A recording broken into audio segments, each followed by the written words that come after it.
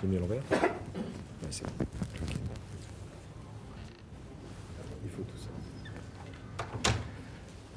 Bien, je me présente, donc je suis Jean-Philippe Leclerc, nous sommes un cabinet d'avocats implanté à Grenoble et spécialisé, entre autres, dans le droit des nouvelles technologies.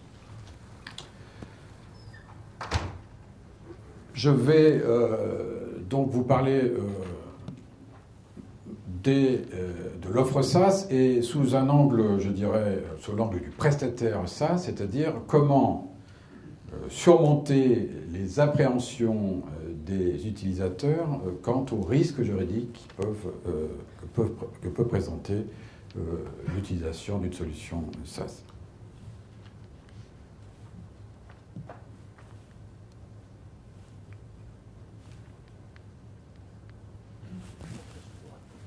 La flèche droite, ah pardon.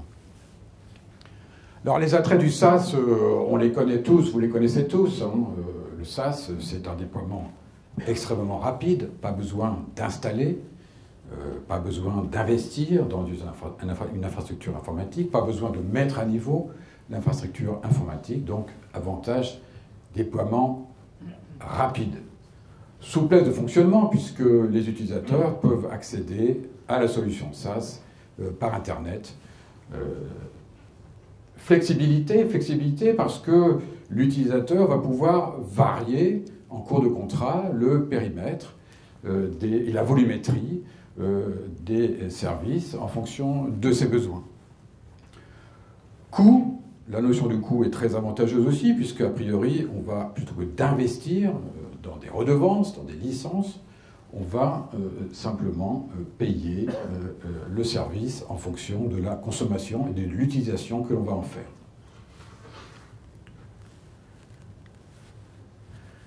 Donc ces avantages sont connus, ces avantages attirent l'utilisateur, mais dans le même temps, l'utilisateur va s'inquiéter, va être éventuellement inquiet et avoir une certaine appréhension parce que ce mode SaaS va présenter pour lui un certain nombre de risques.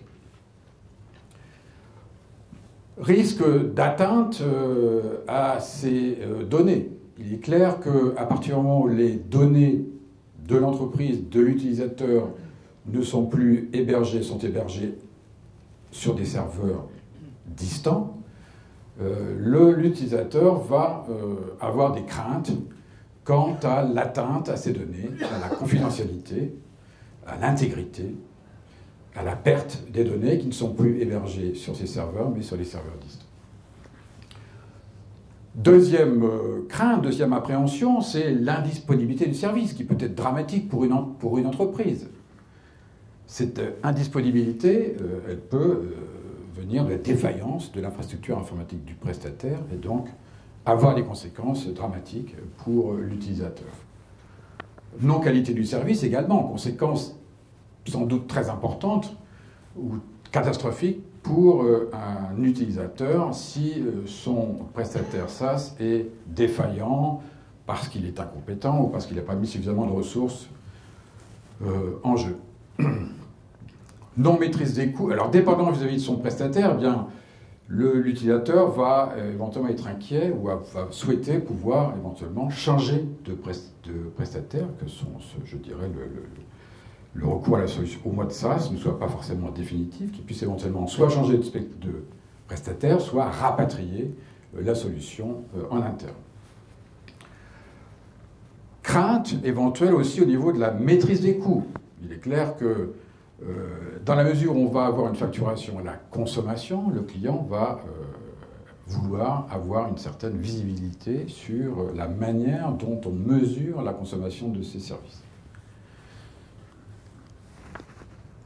Et donc, toutes ces craintes, c'est un peu le message que je vais faire passer, il faut, si vous voulez promouvoir vos offres, les solutions en mode SaaS, il faut impérativement rassurer les clients. Rassurer les clients, précisément, en leur donnant des solutions, en leur offrant des solutions qui vont leur permettre de sécuriser leurs données, en leur assurant la continuité de service, en garantissant un niveau de service, en lui permettant d'organiser la réversibilité, c'est-à-dire la possibilité de changer de prestataire ou de rapatrier en interne la solution, et aussi également en mettant en œuvre des outils de mesure de l'utilisation du service qui va lui permettre de contrôler la facturation des services qui seront consommés. Et tout ça doit figurer dans les contrats que les offreurs, les prestataires SaaS vont conclure avec leurs clients. Il faudra impérativement que ces objectifs-là soient inclus dans le contrat pour pouvoir les rassurer. Alors, un contrat précis, mais un contrat équilibré, car bien sûr, le prestataire SaaS doit, à l'évidence, protéger également ses intérêts. Alors le contrat SaaS, c'est un contrat complexe. Pourquoi? Parce qu'il va mettre en scène une multiplicité d'intervenants. Le prestataire SaaS, il est en contact, c'est l'interlocuteur unique du client, mais il va avoir derrière lui, en quelque sorte, des éditeurs, des opérateurs télécoms, des fournisseurs d'accès, des fournisseurs de solutions de backup, etc. Alors, les schémas peuvent varier. Certains éditeurs sont prestataires SaaS, c'est-à-dire en contact direct avec le client, mais quelquefois, ce sont des prestataires qui, donc, et l'éditeur est un acteur, je dirais, indépendant. Donc, contrat complexe parce qu'il met en scène une multiplicité d'intervenants, contrat complexe aussi parce qu'il va contenir des dispositions qui relèvent de contrats différents. On aura dans un même contrat un certain nombre de dispositions qui ressortiront plutôt d'un contrat de licence, encore que là on n'est plus dans la licence, j'y reviendrai, mais dans une fourniture de services qui est très différent sur le plan juridique. Donc des prestations qui concerneront l'hébergement, des dispositions qui tiendront du support ou de l'assistance technique. Donc plusieurs contrats, je dirais, plusieurs dispositions qui ressortent de différents contrats dans un même instrument contractuel.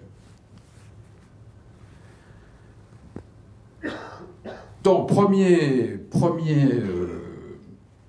aspect qui est important pour l'utilisateur, c'est de sécuriser, si j'ose dire, sur l'intégrité, la confidentialité des données qui sont hébergées à distance.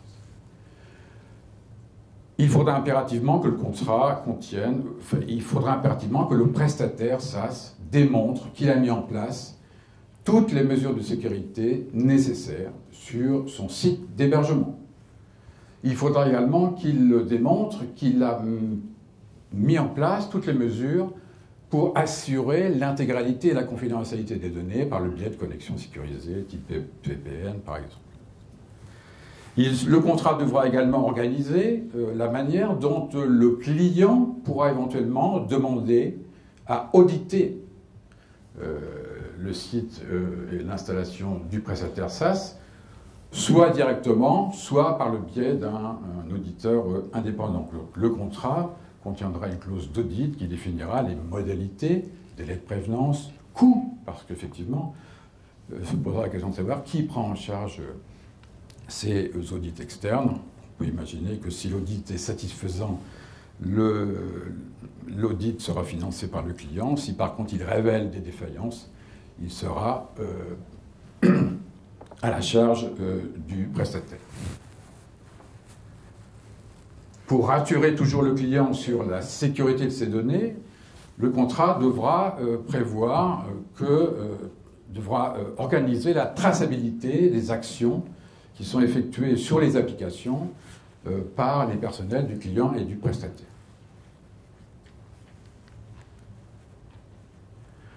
Alors, cette obligation de sécurité, elle est renforcée en matière de données à caractère personnel. Vous savez qu'on a une loi informatique et liberté qui met à la charge, je dirais, qui crée un certain nombre d'obligations en matière de données, de sécurité de données à caractère personnel.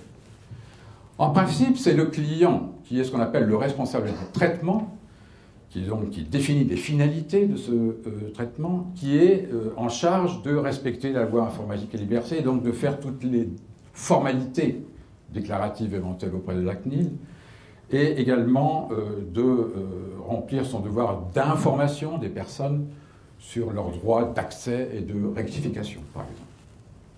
Le prestataire SaaS, en principe, est un sous-traitant. Ça ne veut pas dire pour autant que il doit ne pas assurer et prendre des mesures techniques pour assurer la sécurité de ces données, mais il n'est pas, je dirais, en première ligne par rapport aux clients. Il n'empêche que, il devra remplir son obligation quant à la durée de conservation de ces données.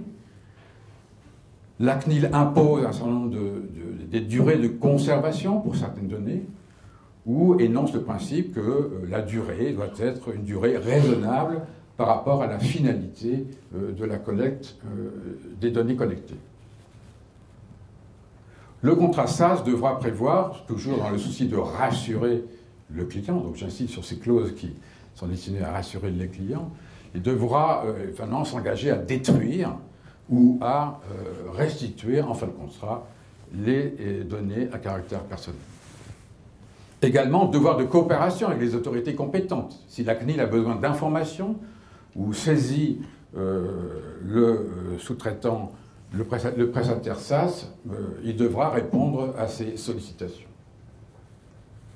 Et puis, il devra aussi également informer le client sur la localisation géographique des serveurs. Le mode SaaS, notamment, se développe à l'échelle mondiale et il se peut que les serveurs qui hébergent les données à caractère personnel soient localisés dans des territoires qui, selon la CNIL, n'assurent pas de protection adéquate des données à caractère personnel. Exemple, les États-Unis, qui sont considérés comme un État, n'assureront pas de protection adéquate des données à caractère personnel. La localisation géographique des serveurs va entraîner, va avoir pour conséquence, effectivement, un certain nombre de formalités à faire vis-à-vis de la CNIL. Si le serveur est hébergé à l'intérieur de l'espace économique européen, pas de problème, les formalités sont simples. Par contre, si le serveur est hébergé dans un pays qui n'assure pas une protection adéquate, il faudra signer un certain nombre de contrats et de clauses particulières.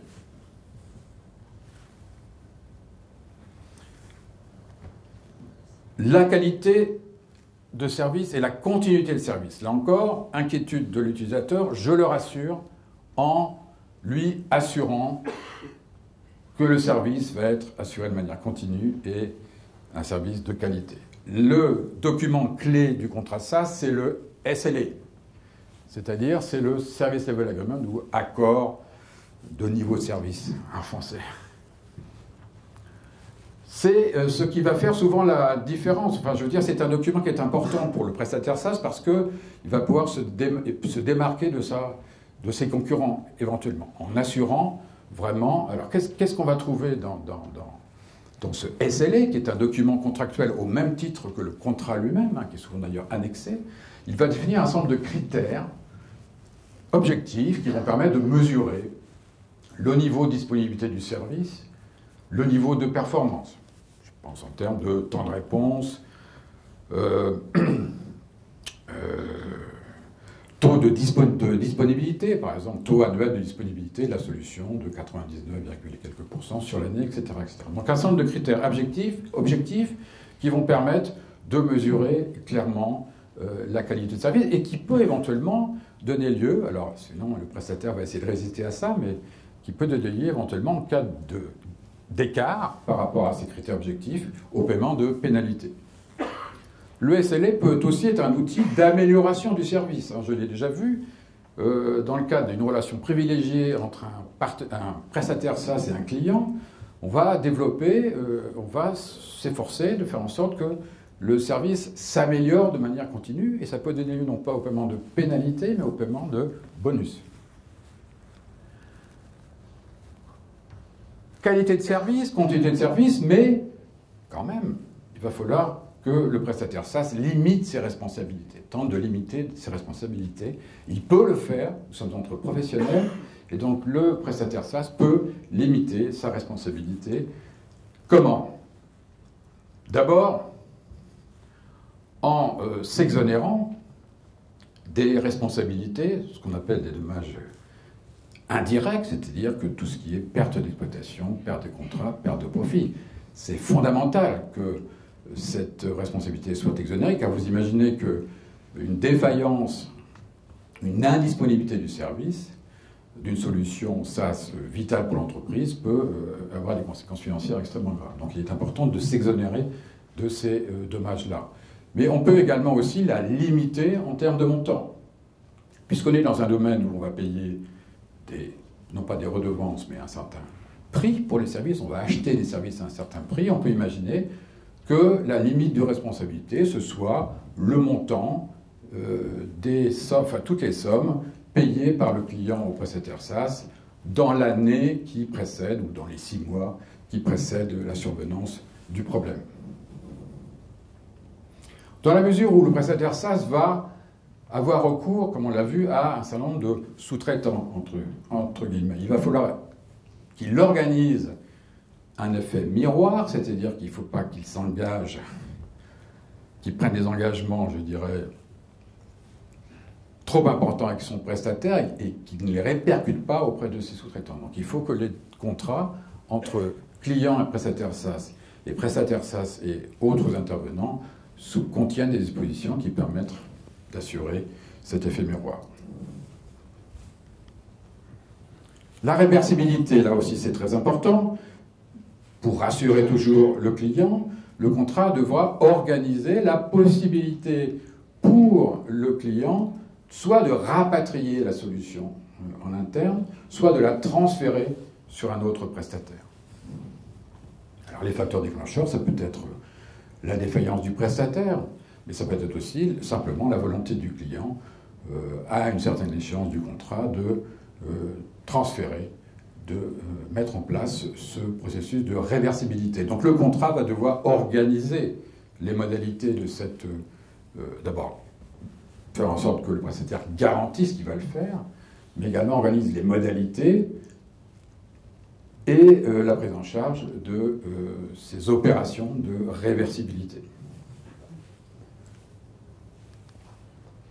Enfin, dernier souci, dernière crainte du client qu'il faut apaiser, c'est la maîtrise des coûts.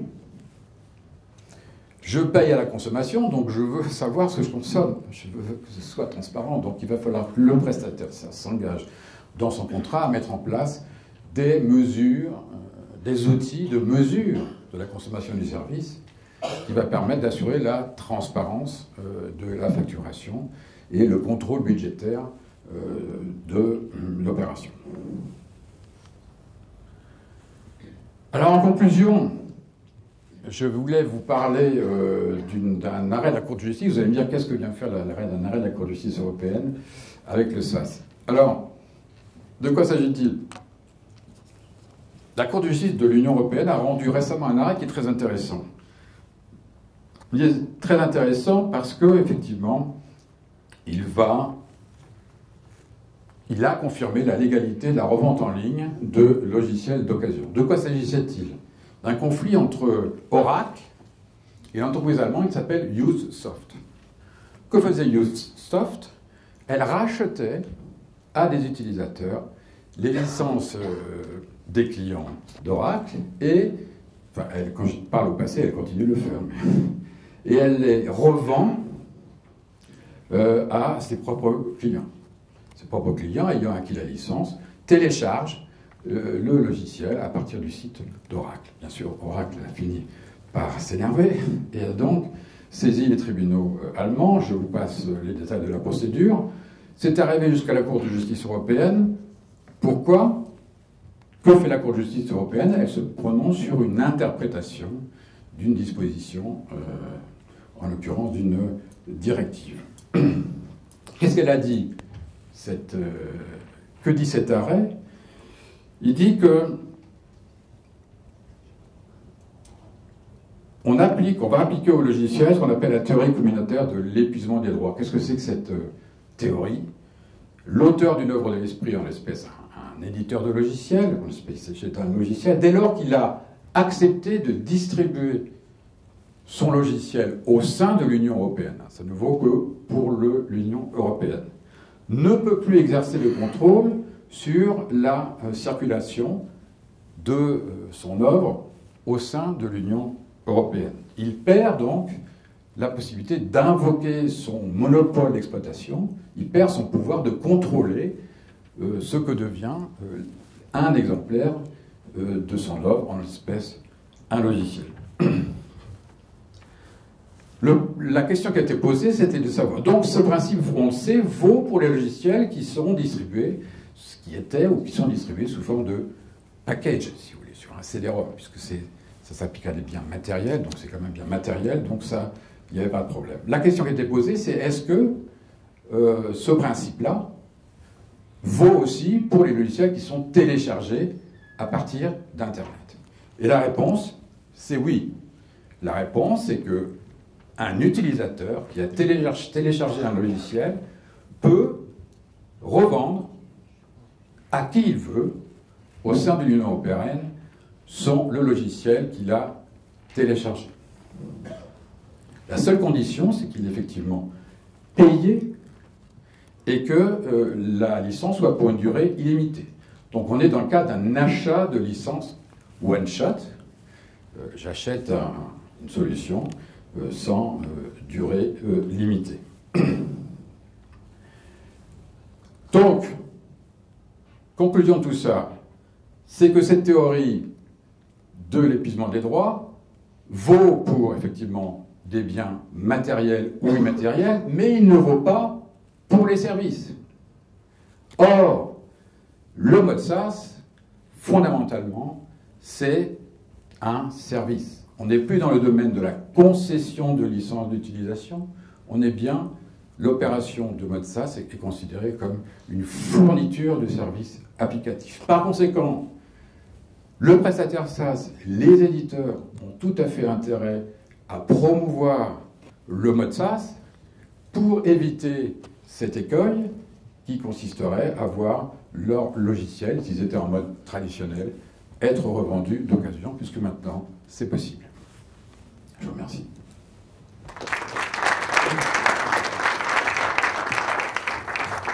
Merci, Jean-Baptiste. Je vous disais. Alors, on a encore quelques minutes.